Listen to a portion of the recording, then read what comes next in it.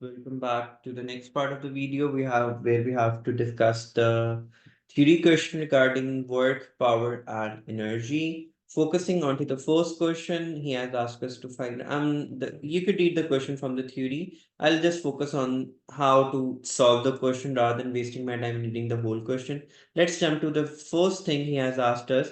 We have to calculate the speed. We know that it has mentioned the kinetic energy. Kinetic energy is given as 1 by 2 mv square. He has mentioned the mass, which means we have to rearrange this equation in order to find the value of speed. So 2 multiplied by kinetic energy over mass whole under root would be equals to v square. So we have the value of kinetic energy, which is 16.2 divided by the mass given is 2 kilograms. See, the mass is already given into kilograms, so we would not have to convert the units and the whole under root. So putting that in the calculator will get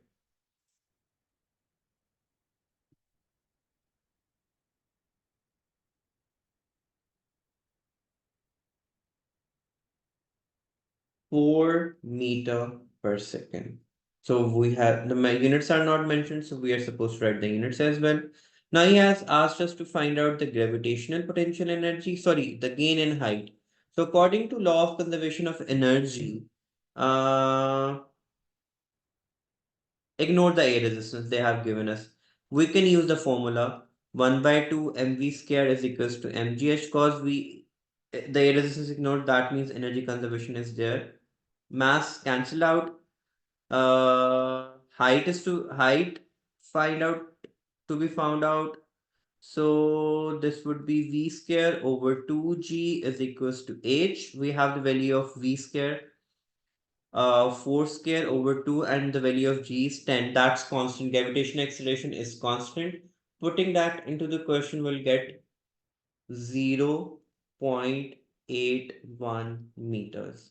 Do let me know if there's any issue regarding the formula conveying how to reach to the it's just like you have done in the maths. Make the subject.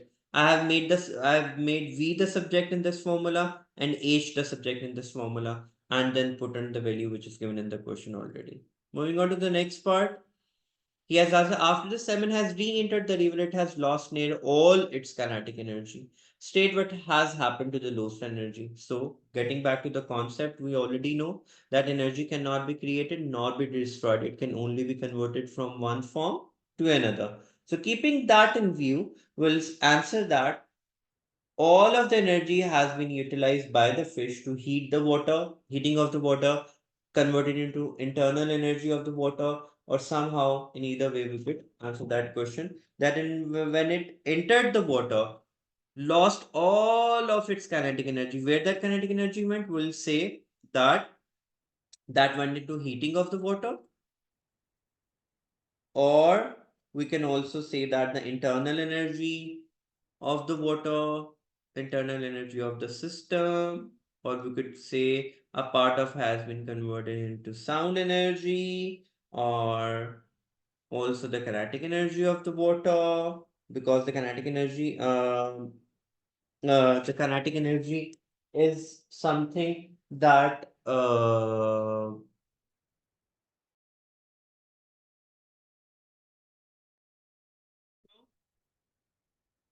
getting to the next part, we have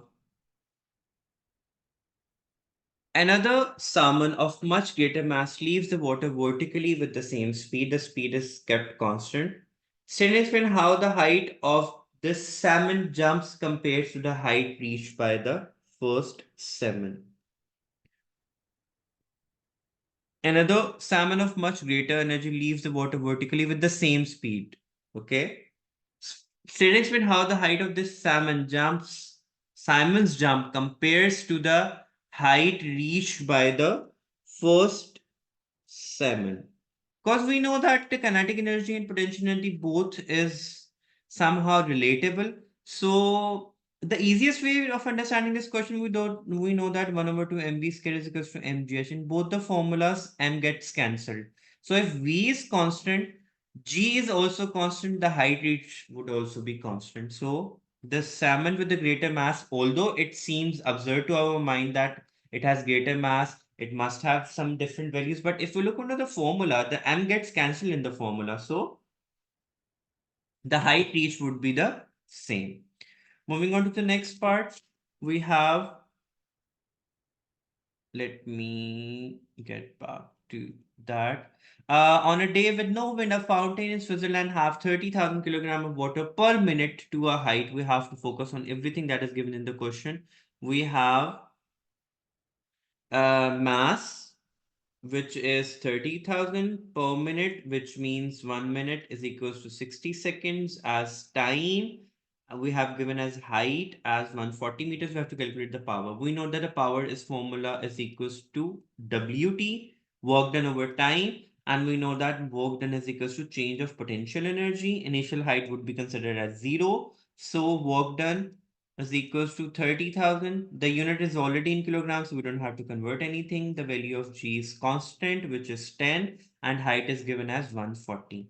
So after multiplying all this factor, we'll get the value of 4.2 into 10 raised to power 7. And the work has a unit of joules, so 4.2. We don't have to write it in the calculations. Just for the final answer, I'm just writing it down. 0.2 is power 7 divided by the time is given as 60, converting in, sorry, 1 minute. So converting into seconds, we have 60. So 4.2 divided by 60 is 7.5 into 10 raised to power 5 watts, or the actual answer would come out to be 7 this factor.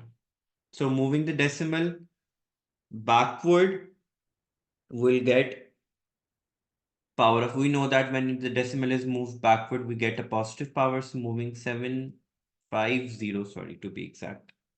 Anyhow, you can round it off the numbers. So rounding off is easy for that part. Now he has said that the efficiency of the system is 70%. We know that efficiency is equals to useful output over input.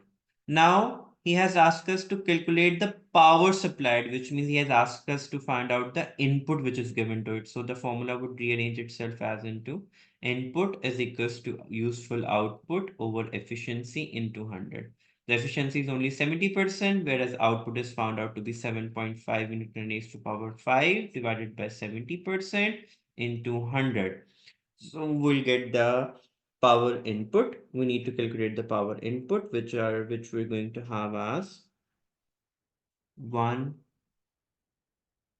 or we can also write it as 1.0 into 10 raised to power 6 watts. So you could see that none of the units are mentioned here, so we have to write the units along with it in order to get the full marks of it.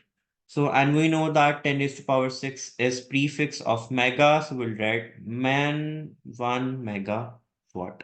Moving on to the next part, we have another day horizontal wind is blowing, the water does not rise vertically. Explain the water still rises to the same height to it.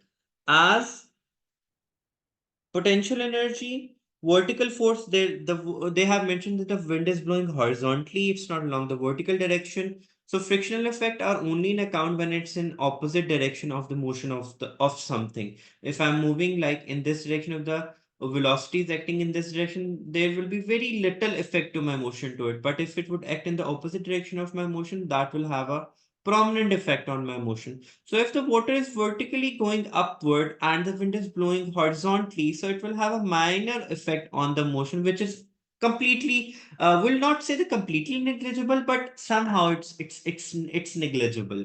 So as the motion of the particle is horizontal direction and the frictional horizontal wind act as a friction, it's acting in the horizontal direction, so it will not affect the motion of the wind in any way. So I don't think so there would be any effect on it,